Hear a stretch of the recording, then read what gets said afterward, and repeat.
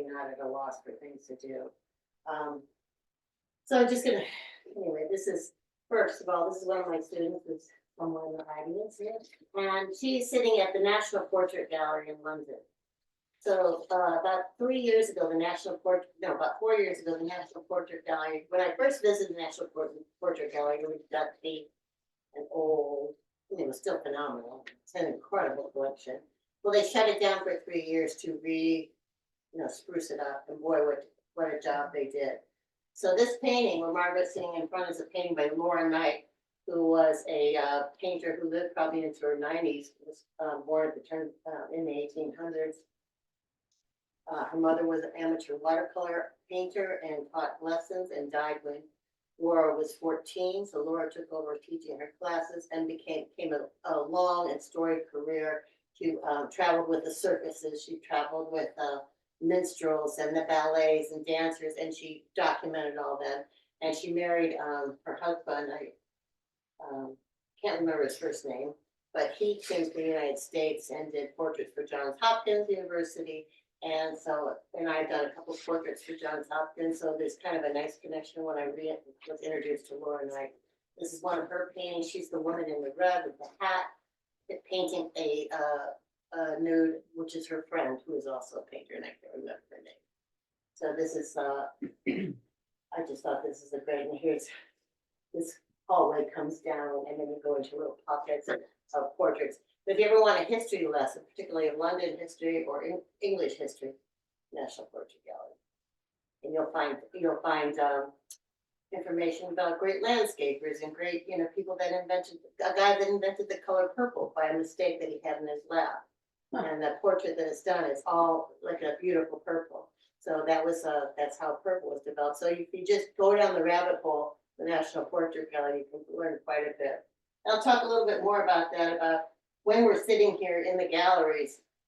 A lot of times you'll get access to lectures, right? Because you're just sitting there drawing, and we're there like 4 hours, and then a group will come up with a wonderful lecture, and you can sit in on that and listen to it. So it's really a wonderful kind of thing.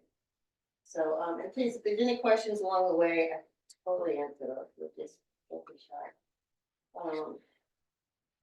So this was basically our itinerary in London. We went to the National Gallery, National Portrait Gallery, the Tate Britain. Tate has 5 museums. The Tate Britain is one that has a great collection, and also a great collection of the pre-Raphaelites. Leighton House, which is a beautiful home that was built by Frederick Leighton. I'll be showing some pictures of that in the 1800s, and he was quite a phenomenal painter. And his whole house is a piece of art. So we worked in there, and we threw some model in there. Kenwood House, which not everybody came with me. I went to London early and went up to that. It's up in the Hampstead, which is north of London, and it is an incredible collection up there. And in again, a dusty. Oh, when I say dusty, you know what I mean. I mean, it's like a huge mansion, but it's velveted curtains hung, deeply. Everything's hung heavy, right? The lighting is not so great. But in the Leighton House, there's a person in every single room to guide you through the paintings. But there's Rembrandt, there's Van Dyck's, it's an incredible collection. From what I understand is the Earl of Sussex, before World War I, married this woman, and he died in the war. Their son died in World War II. She was left with no family members, so she donated her whole collection to the Kenwood House, and it's under the Royal Collection Trust, really, which has oversees a number of museums. But it's a really fantastic place to go. You can just take a taxi up there. Oh wait, and went to the theater. So much to do about nothing. Some of the other students went to see Mamma Mia. One went to Paris, we went to Louvre, the d'Orsay, Petit Palais, Sacré-Cœur, Notre Dame. The gardens, but I'm just going to kind of go through all that. So here, this is the King. Oh, I forgot to put the King's Gallery on. So the King's Gallery is now called in Buckingham Palace. It's called the King's Gallery now because Charles is the king for what was it, 200 years? How long did Queen Elizabeth? It was called the Queen's Gallery. So it was right across. We stayed in a hotel that was right across the street from Buckingham Palace. this was an incredible show of masterpieces of the Italian Renaissance. And they had 3 artists and they were really encouraging drawing to anybody that came in. They had 3 artists in residence that sat there that were drawing in the museum and had their work in another room. But I've seen a lot of Italian Renaissance drawings and to see this collection. This is how it's set up in the room. You can kind of see. It's kind of interesting. In museums are really experimenting with color on the walls a lot with how it relates to the paintings. But you see these, you could sit here, you could sit down here and draw from these, or you could go around anyway, and there's a number of rooms. So, this is another how it's displayed, royal blue. Wow. The Buckingham Palace, you can't really tour the palace, but this is, it was part of it. So this is a Leonardo da Vinci. So why do we study drawings, Italian Renaissance drawings? Did anybody answer that? What would you learn from this drawing? Awesome. Correct. Anatomy. So in order to understand anatomy, in order to understand a figure in motion and understand how to really relate to to draw or paint a figure, it's good to know the underlying anatomy. And who better to learn that from than people that have really mastered it. So it's basically drawing from the masters, and that's what we learned. So, we can learn every part of your body that's sore. Yeah. So that's why we study these the paintings. There's another yeah.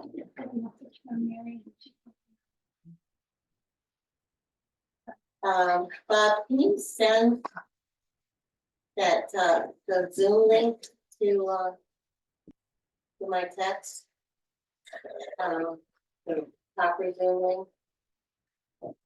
Are people on Zoom? It doesn't, I'm not seeing it.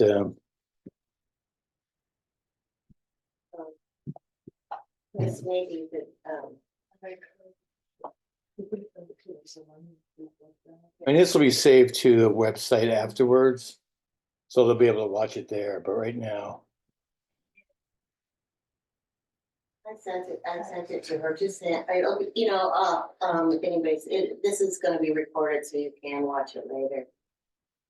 But you have to let people in if they're waiting. Yeah, I don't see anything on here that says anybody's waiting.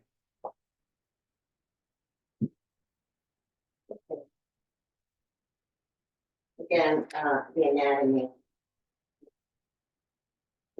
And how you use line to indicate shape. So if you wanted to, by learning this kind of thing, you're able to render this kind of thing. Now, so what does this painting indicate that's different than some an amateur painting or a professional painting, or for somebody that doesn't understand anatomy?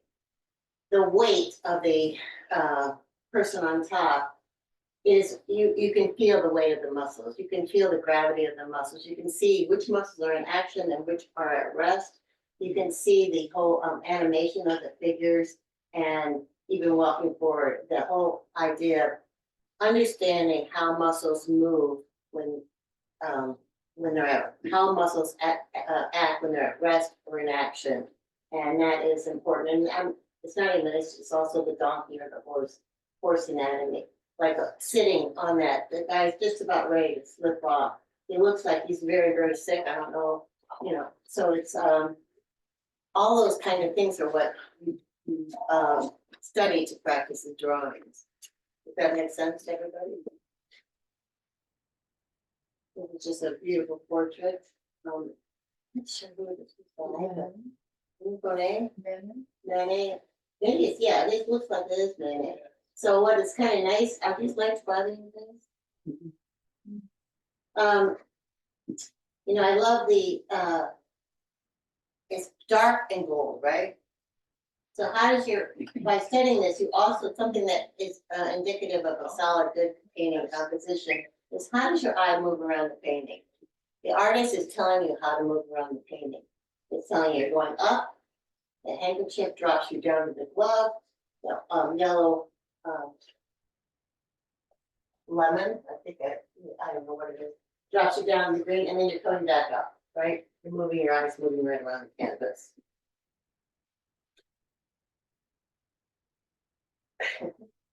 This is what people used to paint, and it's very, very, very well painted. So, also studying things like what you can learn from there is fabric, drapery, how to render drapery, how to render, again, animation, articulated fingers. The portrait is not just about the face. The portrait is about the person.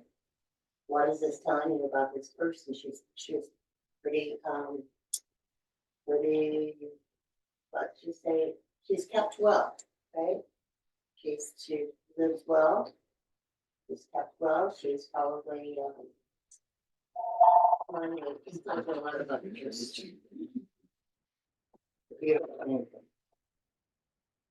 this is an extraordinary painting that was at the Petit Palace down in the basement. It's huge. It's probably about the size of this entire wall here, and it's a procession for it's just a funeral procession. But I was really taken with the dark figures in the front and the figure. It's it's an incredible painting, and if you get close, the paint quality is beautiful. But what is interesting to me also is these line up, these dark figures line up in the front, and they present a foil and also another understanding of the depth in a painting. Plus, the design is so great. They're not lined up 1, 2, 3. They're not lined up. The gesture of the cowls, they're looking in different directions. So to understand, another reason you understand anatomy is you understand how to render fabric over the anatomy to indicate movement. So these are big robes that you know where their heads are going, how they're where they're looking, and then behind it's all the colors. A little piece of the blue, and this is just something you can look at forever. Like I was saying, we were drawing this for about 4 hours. It's not even just touching the amount of information that you can get from this painting.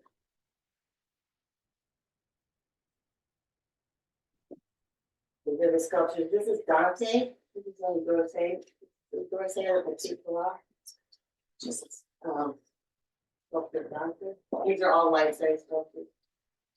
I don't know who that is. It's interesting. There's apparently there's going to be a very big Van Gogh exhibit at the MFA coming up. This is another. This is at the D'Orsay Museum, which is we haven't been to the D'Orsay Museum. It's built in an old train station, so it's quite ornate. It's quite beautiful. It's very, very unusual. Instead of tearing down the train station, they reinvented it into a museum, and that's extraordinary. This is a Courbet, it was a painter before the Impressionists. All the Impressionists looked at Courbet, but then when paints became tubed, you're able to be tubed, you could go out into the field and start painting. And that's really a major part of what the Impressionists did. All of a sudden, they didn't have to grind their paints and stay in the studios to work. They could go out to the fields and industrial, like that. You know, there's a lot of the industrial landscapes there. So this is Courbet, big personality. I don't know if you've ever, you go on the museum, it used to be, if you go into the, I remember I was kind of weird, but I was teaching a grade class years and years and years ago in art. And I went to the, I wanted to show them the D'Orsay Museum and what pops up. Courbet's The Birth of the World. You all know that painting? Well, it's a vagina. Well, that's what popped up on the first thing, and I'm teaching 8th grade in the Catholic.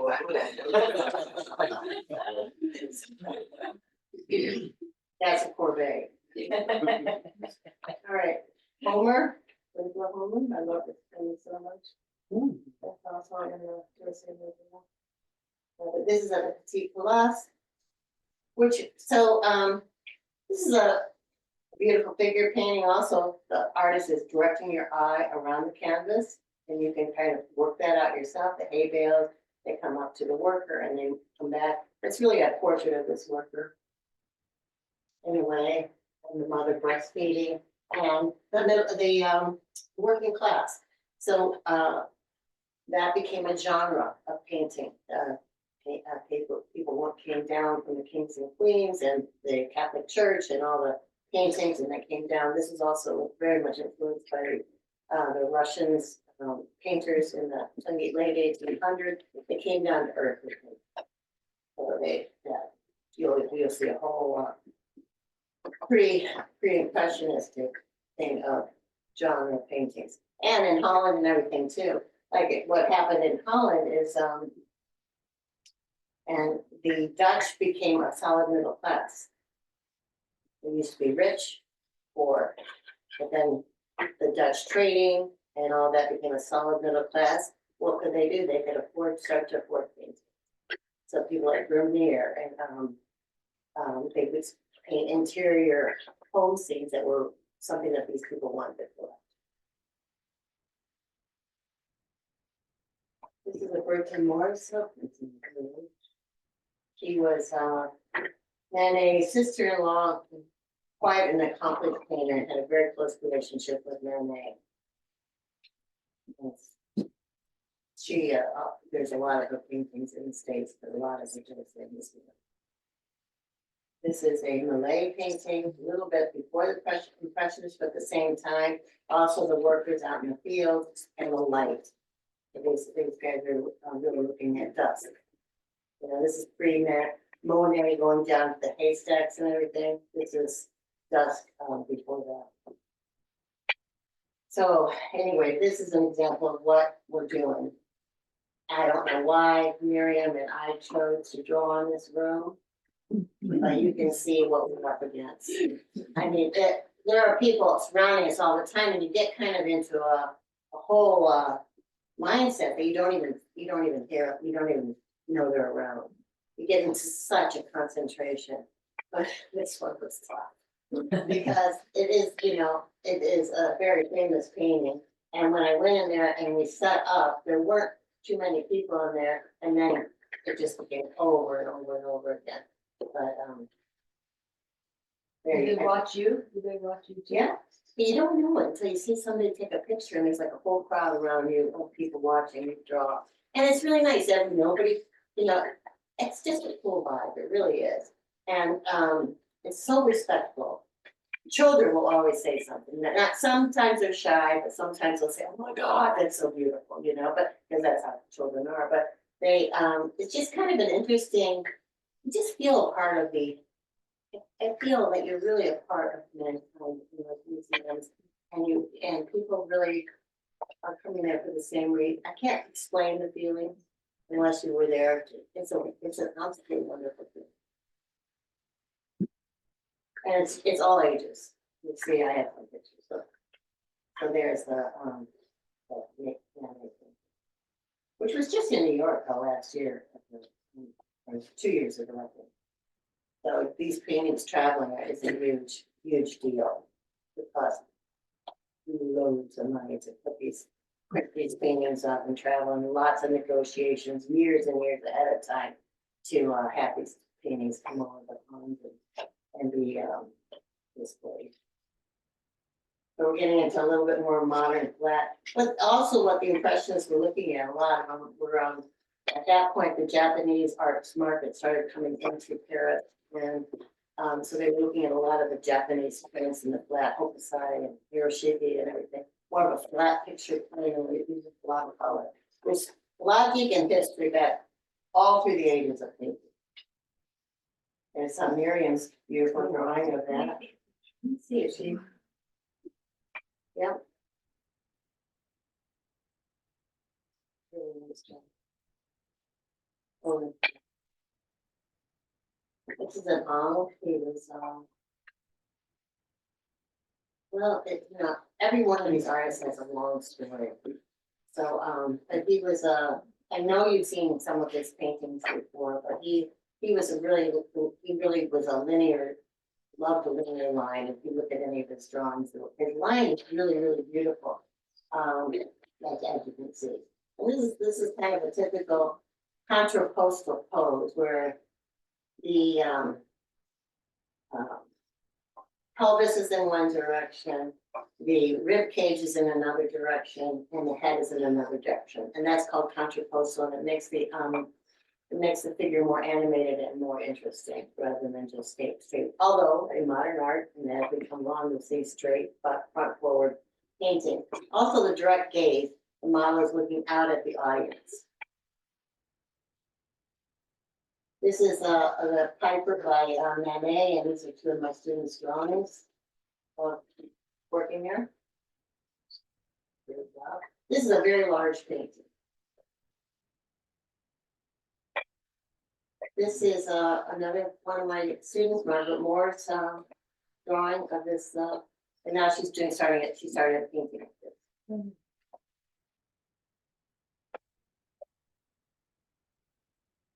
This is a really beautiful painting, and I don't know if we saw it this time, but it's a painting of a sculptor doing a relief.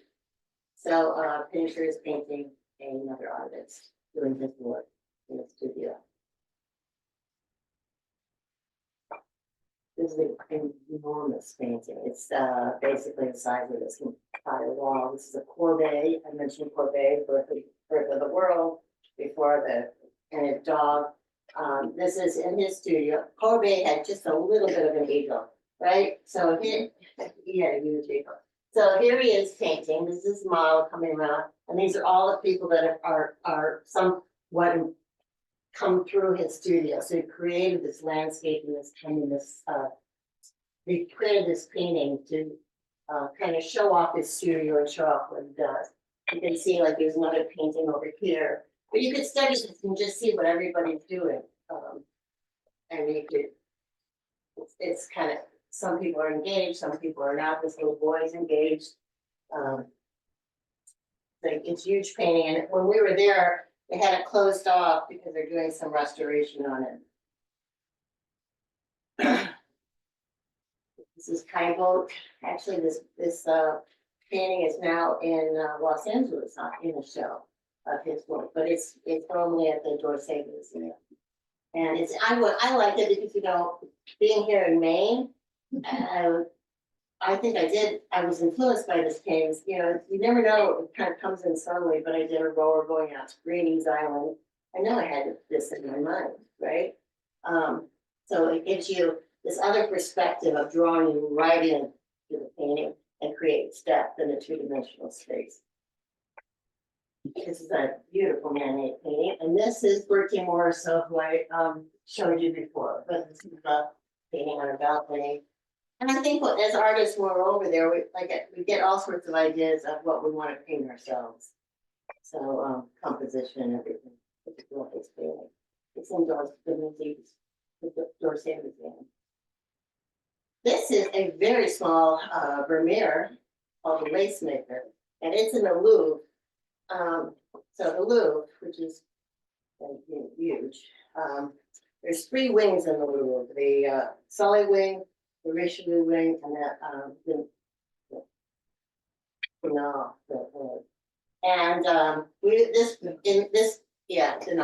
this is the Richelieu wing, which is where all the Dutch masters are hung. So and it's huge, and I go there. I don't go into the one with the Mona Lisa and everything because it's going to be packed. And this is just if you do go to the Louvre, you don't really have to see them all. There is so many paintings there that are extraordinary, and you'll just get exhausted. You might go and take a peek. You get exhausted by the crowds, where you can just go in these other two wings and just have the pleasure of just looking at fantastic painting. So this is like a Vermeer painted very small, mostly, and this is the Lace Maker. When I was talking about that genre of artists starting to paint things that the upper middle class will purchase, this is an example of that. This is what their lives are all about. Okay, so here we go at the Leighton House, and Frederick Leighton. Everything was tiled. He was really influenced by at this point. Pompeii or Herculaneum look now like their columns are, not painted, what you see now, but when when Pompeii was before it was ruined, they were painted like this. Pompeii and Herculaneum looked like this. Things were beautifully painted. Leighton was really influenced by that, and he brought in all this tile and stone and everything, and created his whole house is of just a piece of art. There's the dining room. That's. Yes, it's a dining room. And it just gives you an example of what the fabric on the walls, all that kind of stuff. This is Ula's, another student of mine's, two drawings from the, this is from the Petit Palat, and that is from the National Portrait Gallery. That was Indian soldier that was very involved with a colonel. And so I don't know the full story behind him, but he was when Britain owned, or, worked a lot in India, colonized India, or whatever. They owned India basically, I guess. And this was somebody high up in the ranks of that. So these are just two of Ula's drawings. This is Chrissy's drawing and Margaret's drawing. Mary's drawing, sorry. Mary and Margaret, Mary and Chrissy's drawings. I can't remember what this one was, but aren't they beautiful? So they're drawing the same thing, but they both have their own all individual style and approach. They're not gonna so just absolutely beautiful. So these are another two drawings. That's Chrissy's, and this is Margaret Moore, who lives in Austin, Texas. This is from a painting at the Penwood House. And this was a painting at the National Portrait Gallery. Yeah. I mean, that's not an easy thing to draw in 4 hours. So, there's another two drawings by Nancy. One is at Buckingham Palace, the King's Gallery, and the other is at Petit Palat. When I first saw her drawing cows, I'm like, oh, that's gonna go well, but it turned out really good. This is Ula drawing at the, so this is a sculpture. I love this sculpture of a fawn and these two little bears. And this is Ula drawing in the sculpture part of the Dorsey Museum.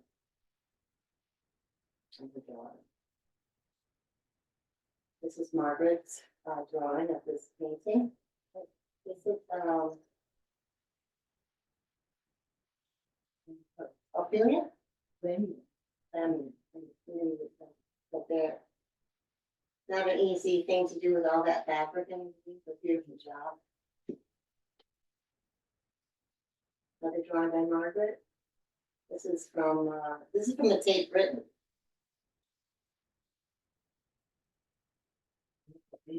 This is at Montmartre, right?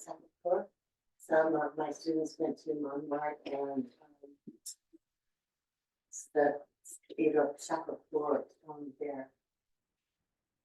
Yeah, there's some of the rest of us went to the Luxembourg Gardens, which had been around since, you'll see them in impressionistic paintings or paintings by, you'll see paintings of the Luxembourg Gardens going back a couple hundred years. It is one of the most beautiful, very formal. One part of the garden is French, one part of the garden is Italian, and it's just laid out beautiful with sculptures all the way around. Really, really comfortable chairs where you can just sit and watch people watch or draw. The benches, those are benches, and I didn't want to go there yet. But, oh well, I'll be going back to the Luxembourg Gardens.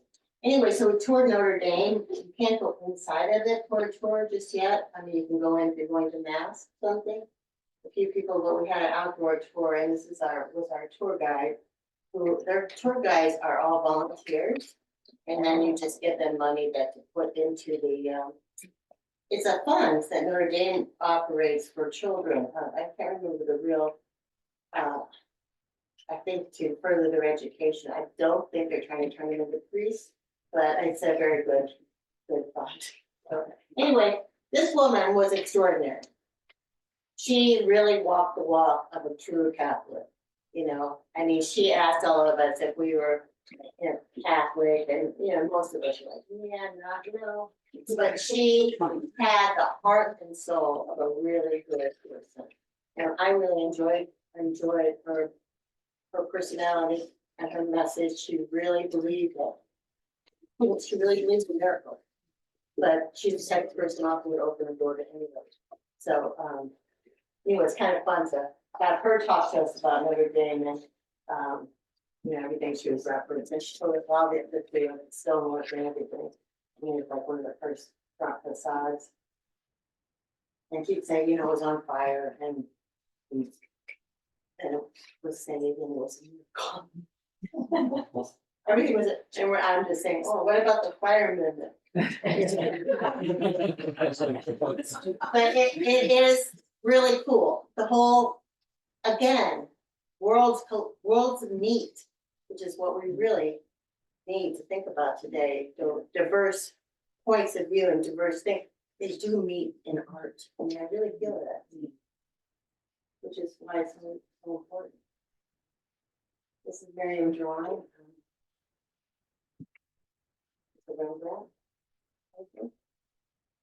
Oh, this is a dinner.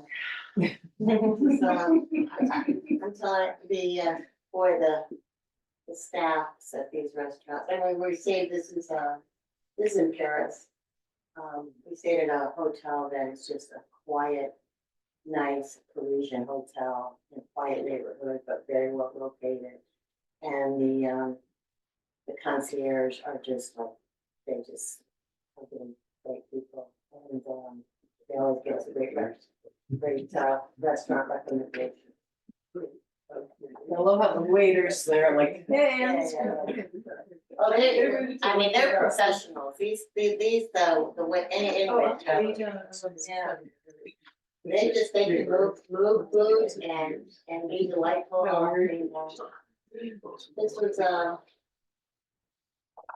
oh, this is called, this is for profits. Tom, oh, I don't know. I think it's Founding Thomas, and then it's older, prophets, and that's a drawing. I just love, sometimes I just go around and take pictures of people and kind of paintings, and something resonates with me, like I love that red beret in front of the painting. Somebody says that to you, and I'm like, yeah.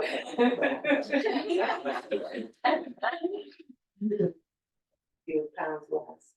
All right, so this is just us all, so these kids in this, it was their mother, people just join in with us, like when they listen and they're so curious. I think we're looking at everybody's drawings and we're talking about them. And this is at the National Gallery. And you see these, I remember when I was a student, I went over there to study.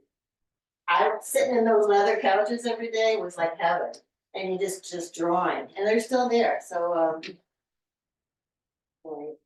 you want to see an incredible collection and you only have a day to spend, go to the National Gallery. Okay, see, I just was taken by this dark-haired woman in front of them, the name Olympia. So I just snapped a shot. Some drawings. And again, I'm just snapping a shot. Her blue blouse and her hair and dark skirt was so reminiscent of the painting. Yeah. So I do these, and like sometimes I'll do small little wash studies of the travels, connecting these models with the paintings. But you'll see that all the time. You just start making connections. This is a really tiny little in the Dutch masters that I saw that you can't really see what's going on here, but it's a lot of malarkey. I mean, there's all sorts of creatures in here. But it was just interesting to me. That's a beautiful thing. Hard to paint a hand like that and make it not look like a claw. And the focus, where is the focus? focuses on the portrait and the hand, that moves you right back up to the portrait. And the direct gaze, that brings you back into the portrait. Again, the direct gaze, and like the hands, the light of the hands and the face, and the mouth is darkened. Top of the portraiture, this is the Lily. This is the Lily without clouds. And this is the D'Orsay Museum. No, I'm sorry, this is the Petit Plat. And this is, yeah. With a contemporary sculpture of his, it's called the Tulips in front of it. And Monet. I think I showed this. And another,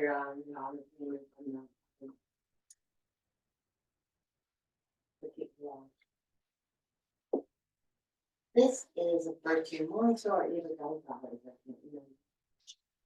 So what's happening over there is they're starting to pull out more women's paintings from their collection. Good. And all these museums have, tons of storage and really great work stored, and the museums only have so much display space. So they're pulling out a lot more women artists. It's, what the other little portrait sketch, yeah. This is Mary Nesbitt's way of doing this kind of panoramic thing. So this is on our way to the Louvre. You can see the river and beautiful, beautiful. Paris is such a stunningly beautiful city. And I like going in February because you don't have the crowds there. And but the lanterns and the and you know what? It's like mid-50s. It's not cold. I mean, not for us in those. You can see the one with the hood is from Texas.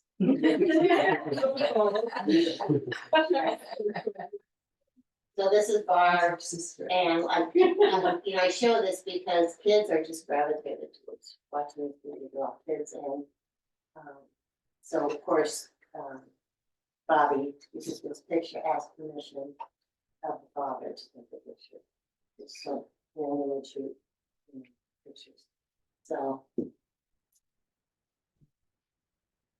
just an architecture of the Eiffel Tower as you're crossing the bridge. Look up the verticals. What a beautiful portrait. Hands and head. This is Catherine's drawing. He was he wasn't the builder, but he was the guy that raised the money for building this building behind here, which you can't really see all the sculpture and those are working back there in Paris. So like when I say the National Portrait Gallery, you can see builders, scientists, landscapers. You're not just seeing kings and queens, you're seeing real people that are doing really interesting work in their fields. That's Catherine drawing that. You can see the scale of the painting.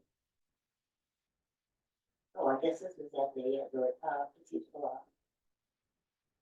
Now this is when I showed you that large painting, this is the scale of it. This is Miriam drawing in front of it. This is just this is from the Leighton House, just a piece of a sculpture, a vase, yes. Just an ordinary kitchen item.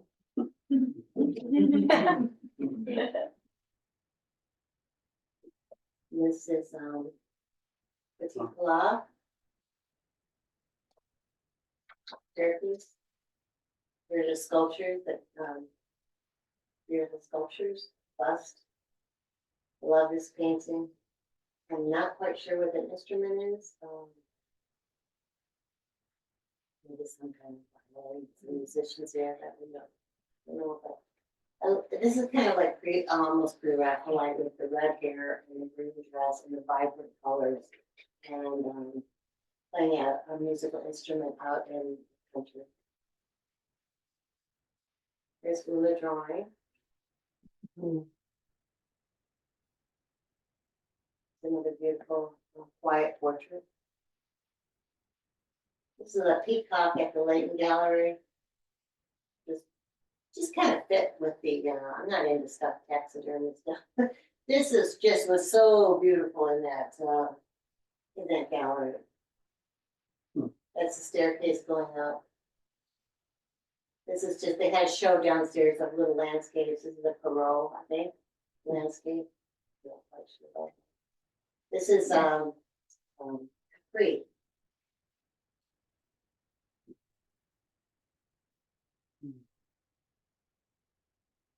Oh, this is back at the King's Gallery. You can see that Michelangelo drawing that we all worked on. And I'm just pulling something out of this. And I think we met the woman that did the restoration on it. She was there before. So she was talking to some people in the group about restoring this drawing. That's the kind of thing that happens, you know, you just happen upon somebody that gives you a bunch of knowledge. That's how the show is, and the work below.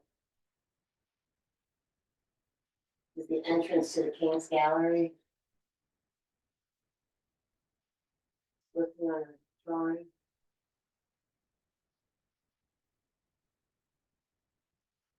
Drawing in the King's Gallery. That way.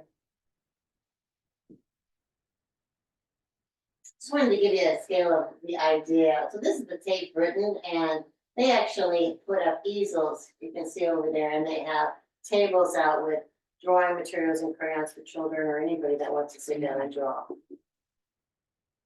So it's, and then you can see the painting over there that Margaret drew. You can see the scale of it. This is Catherine's drawing of this very small painting. It's an extraordinary drawing. Wow. So they're Cape Britain. You just see the sides of the rooms. It's a great place to draw. And you can see where they set up the easels and everything. And in this collection, there's sergeants. There's just amazing waterhouse. There's amazing paintings. This is a painting people drew.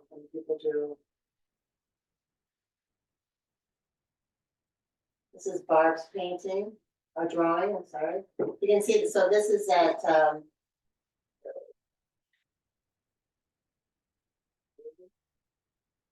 where's that? This is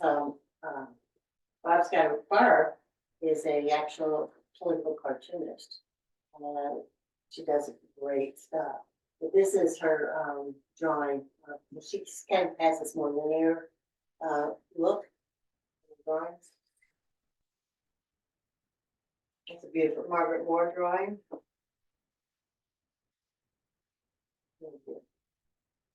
So this is me drawing downstairs in the National Portrait Gallery and drawing a very small painting. That was huge. So this is Winston Churchill. This is you can see Winston Churchill. I don't know if you can see him, but he's in the center. He's looking directly out of the view. He's the only one really looking for. Well, and this is that guy, the Indian colonel that Bula had drawn. But so this is what I love also about it. This teacher comes in with, these were all you know, private boys' school or some kind of boys' school, and he had these kids electrified about painting. And what he really talked about is how we look at things and how long the average person takes to look at a painting when they're in a museum. And it is basically about 4 seconds. So there's this whole thing going around. If you read the New York Times about, like, sometimes they'll show a painting and they say, try to look at this for 10 minutes. So he's talking to these kids about how to look at a painting. And all of a sudden they're just on fire. They're just starting to notice things. And it was a great learning lesson and by a fabulous teacher who knew how to connect with this age group and connect them mentally with this painting. There's the entire thing.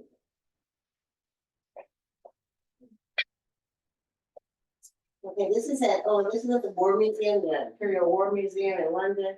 This is a huge John Singer Sargent painting from World War I called Gassed. These are soldiers in the field that were gassed. you're probably all familiar with that. So they're blinded, they can't see, so they're leading each other on off the field. It's a huge, huge painting. I've always wanted to sketch it. It's also very reminiscent of Repin's, the Russian painter, the Barred Charlers of the Volga. But it's an anti-war painting. And that's just, I only kind of draw part of it. It's just another drawing of painting at the state. Right? So there's some of the tools that we use, pencils, eraser that catches a shading, stumps, pencil eraser. Everybody's, I think he's came in to draw. So you kind of, all of a sudden, there might be somebody from a whole different country will come and sit down next to you. You don't even talk, you just draw it. This is Gwen John, so she's one of the women whose paintings have come out of the closet back into the collection. So this was I don't know if you can read it. She had to work hard for recognition. The field was dominated by men. John made this self-portrait at the beginning of her career after training at the Slade School of Fine Art in London. Her expression of quiet determination communicates John's desire to establish herself as an artist on her own terms. This work has become a defining image of the increased presence and confidence of women in the 20th century art. And I love the letter that throughout. Another very large painting and very different, very, very different. But this, what's around her, she's all these are, when you do a portrait commission, what you do is surround things, you take in things that are symbolic of the person or symbolic of the, like if it's a wedding portrait, you might bring your dog for fidelity or, but there's all sorts of references, notes down the ground, who knows where they're from, it's a musician. So you can't see that in 3 seconds. But if you study that for 10 minutes or longer, you start finding out what this woman is all about. And it's really, it's much more enjoyable to go to a museum and look at 5 paintings than it is to go to the museum and try to see everything. It's a much more enjoyable experience. Yeah, just, people looking at the art. Okay, so this is it's a little video.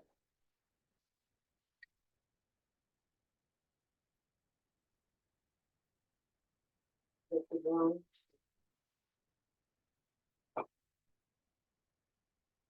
He's using a very cool thing. Okay, I'm gonna tell it.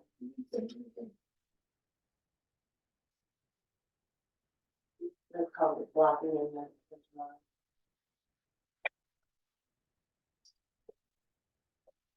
You kind of get into it. And send it.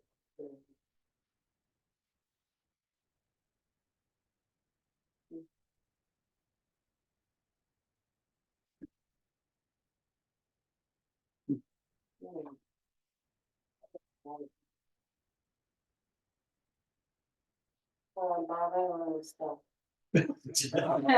Once you just drag them out to the side, you should be able to just go back again.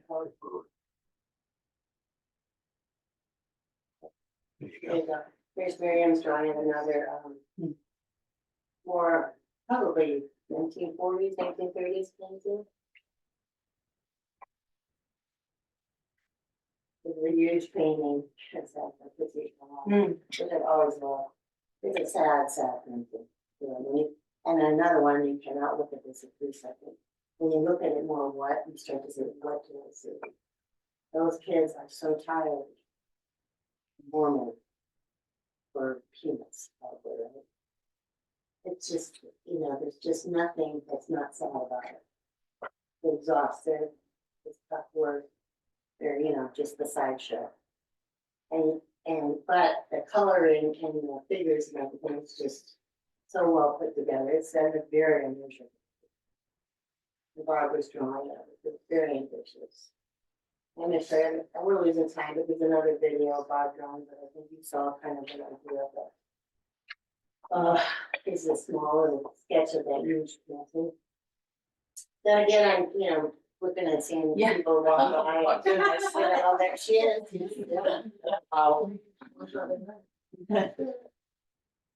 With some students drawing with us.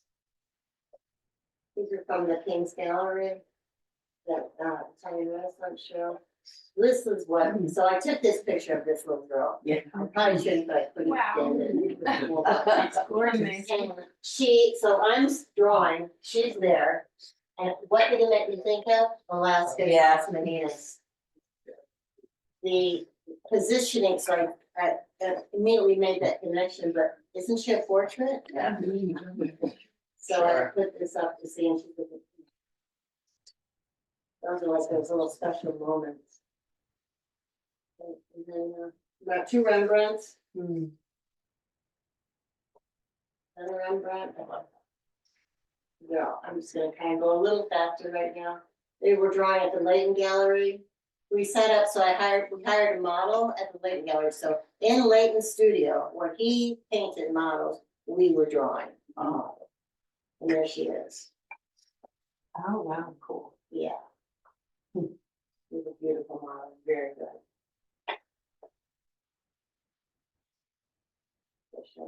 So this is an appetizer from an Indian restaurant. The coloring was so.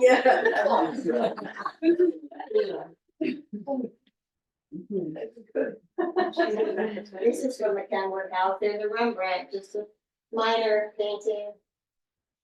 And there's a woman that was in charge of that room. I mean, every room had somebody in it. So, this guy was also another incredible lecturer, and he's talking to me about this warehouse painting of,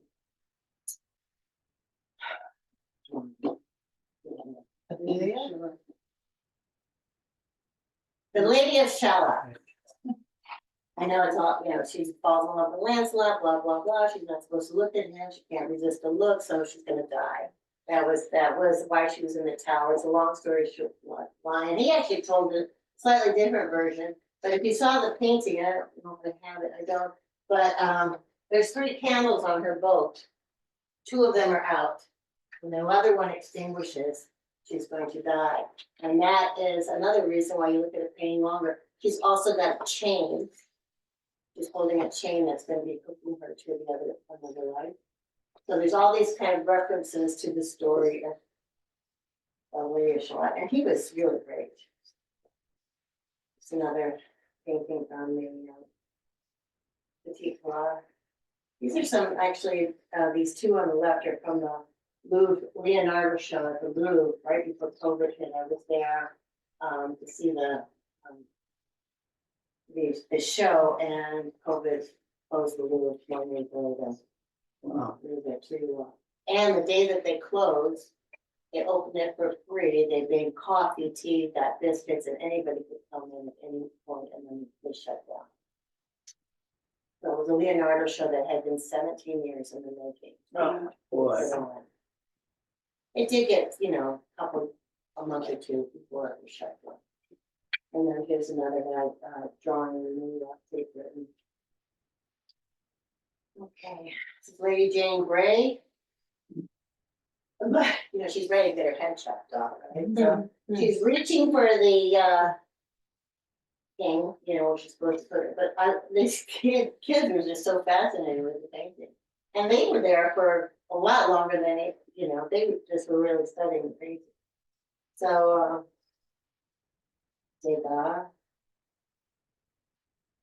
well, I thought this was interesting. I think this is Reynolds, painted all of his servants. Why did he paint all his servants? For practice, right? For portrait practice, so he just did heads, all of them. I thought it was really interesting.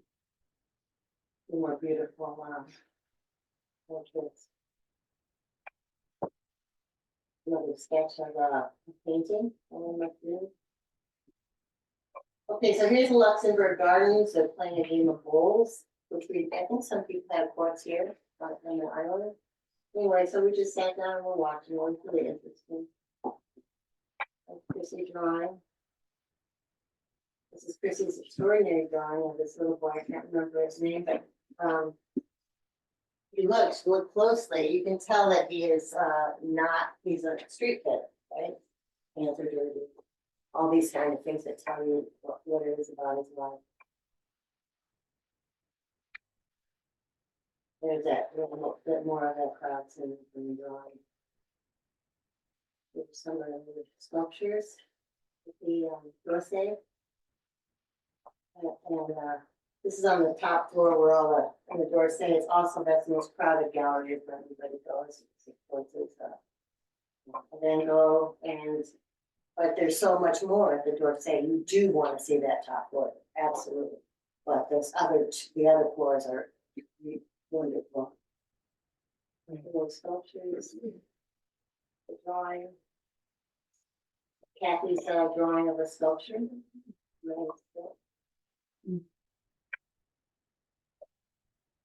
This was Margaret's, and this is Kathy's. This is Floyd's drawing. I love the animation of it. I just told me the name of it. Well, he's slaying something. Slaying some sea dragons. There's Floyd. So this is my last. So we did have some dinner. So we go and we draw all afternoon. In the evening, we usually eat really well somewhere, and then sometimes we do other things if you have the energy.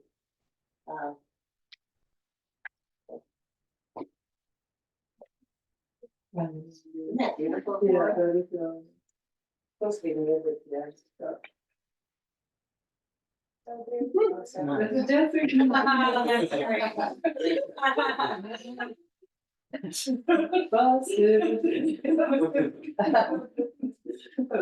We were just doing a little stupid.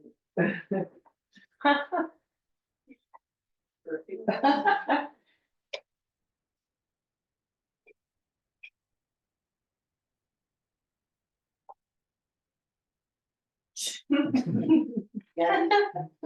That's our hotel in France. Nice. And that's our concierge nurse. And that's it. Yay.